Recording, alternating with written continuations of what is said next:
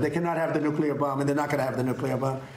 So we've taken out their military. We've hit about 75% of our targets. We stopped a little early because they wanted to have some peace. And we have a blockade that's 100% effective. President Trump with some very confident remarks about the conflict with Iran today. What's not so confident is who exactly the Iran leaders are. The president taking to Truth Social saying Iran is having a very hard time figuring out who their leader is. They just don't know. The infighting is between the hardliners, who have been losing badly on the battlefield, and the moderates, who are not very moderate at all, but gaining respect, is crazy. With that, let's bring in Fox News senior strategic analyst, retired General Jack Keane. General Keane, good evening. Where do you see things right now and what the president's talking about here, dealing with who they're dealing with? Yeah, well, certainly what happened with the killing of the Ayatollah and the anointing his son as his successor, that immediately produced a power vacuum because his son, even if he's healthy, doesn't have the dominating control and influence that his father had, and his father had it through many years. And also, he's seriously injured, and I think that exacerbates his ability to take control. It's not that he isn't involved, he is.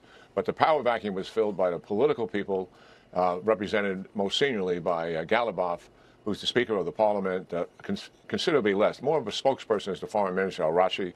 All of them are independently wealthy, travel the world in luxury, etc. And they are now the dominant influencing power in the country. And I think there's a general consensus of that. And obviously our CIA and Mossad know the specifics of this, and they're not going to reveal it. But that's kind of where we are. But let's remove any thought that we are dealing with people who are anything other than hardliners.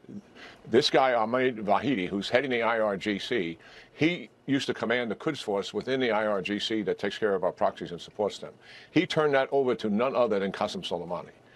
Even the Speaker of the Parliament used to be an IRGC general, and his best friend in life was Qasem Soleimani. They joined the IRGC together, and they went through the ranks. Soleimani stayed in the military route. He went political. So hardliners, for sure, are in control. I think important here to understand, Brett, I think their strategy is this. They believe they took control of the Straits of Hormuz. We went to a ceasefire. In their minds, they stopped the war. And they believe that strategy of taking the Straits of Hormuz and putting pressure on the United States is a working strategy. Our objective was to go to negotiations. Where the Iranians are coming from, they want to play for time. The more time they can drag this out, the more political and economic pressure they believe the United States will feel. And what they truly are going to go into negotiations, I would expect them to have some pretty hardline positions here and not want to compromise to the degree that President Trump is demanding of them. And I think they'll drag it out administration to do what? Make more concessions. Where's the United States on this? Well, we came back with a blockade, which is a seminal event, and it is taking 80% of all of the revenue away from Iran. In the short term, they can probably try to ride this out. As it gets into midterm and longer term, it actually forces an economic collapse of the regime. They cannot sustain it over time, and they certainly are very well aware of that. I think their instincts are, given who they are, is to dig in here and pressure the United States and see if this strategy they had will work out. The second thing the president has got, and it's obvious to everybody, he can pull the trigger and go back to combat operations. Why is that meaningful? The fact is this. Right now, Admiral Cooper, in charge of CENTCOM, has twice the capability in his hands now, military capability, that he had when he began the war. Why is that? We never stopped moving that capability into the theater. The Israelis are flush with magazine depth. They had shortages. All those shortages are made up. Remember, we always talk far too much about the United States. This is a combined force. If we go back into this thing, we got about 2 weeks is what we had left when we got to the ceasefire. The damage that's going to be done now is even more than what it would have been done before. And we have an ace in the hole. We're blocking everything coming out of Carg Island.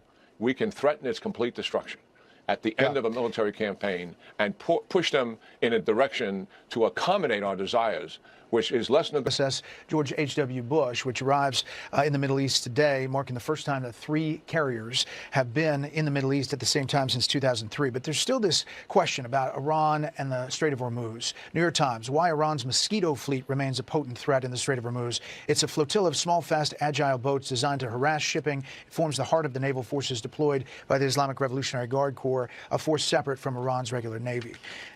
It's a battle of time. You're saying we can wait it out. But politically, with pressure from European countries and countries in Asia that are not getting oil or jet fuel, or politically inside the U.S., it does seem like this battle of the calendar. Well, I wouldn't wait it out. I would issue it. The president can do a deadline with them privately if that's what he wants to do. But I would certainly give them a time frame and not play into their hands to drag this thing out and put more pressure on us. I think we got to give them a deadline and make them come forth with wherever they are. The second thing is we make too much out of these fast boats. We were killing every fast boat that showed itself up until the ceasefire. And then obviously we stopped doing that.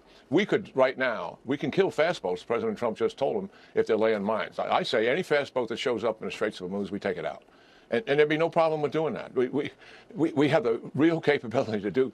The United States military can take out a speedboat, all right? This is not very complicated. We've got Apache helicopters. Yeah, but General, they only have to be right once. What do you mean, right once? You don't even get a chance to fire. Come on, you're making a mountain out of a molehill. No, we never would have let them board a tanker, Brett. They never would have been able to survive in a boat. Come on. As soon as we listen to what I said. Admiral Cooper was killing every speedboat that was operating in the air every time it showed itself. Now, finding them is a bit of a challenge, and we also had some good results doing that. So I'm talking about 24-hour, 24/7 surveillance. We have surveillance. If they move, we shoot and kill. Okay. So you're confident that this ends sooner rather than later? I think so, because I think they really want. I think they're kind of playing for time, Brett, and I'm all for let's get this done. If you really want to come and make the deal, listen, they know what the deal is on the table here. They saw it the first time. You actually saw it going all the way back prior to the 12-day war, but now we've got nuclear dust added to it and a couple of other things. They know exactly what the tenets of the deal are. I think we should pressure them to come to the table. Let's get it done. You want to comply with the terms, fine. If you don't want to comply with the terms, then the president has the other option that we discussed. John Keane, as always, we appreciate it. Be sure to like and subscribe for all the Fox News latest on YouTube and catch full shows streaming now on Fox One. में नेतृत्व का संकट और power vacuum. Ayatollah की मृत्यु। General कीन के अनुसार सर्वोच्च नेता आयतुल्ला की मौत और उनके बेटे के घायल होने के कारण सत्ता का शून्य पावर वैक्यूम पैदा हो गया है। असली नियंत्रण। हालांकि संसद के अध्यक्ष गालिबाफ और विदेश मंत्री अराची चेहरे हैं।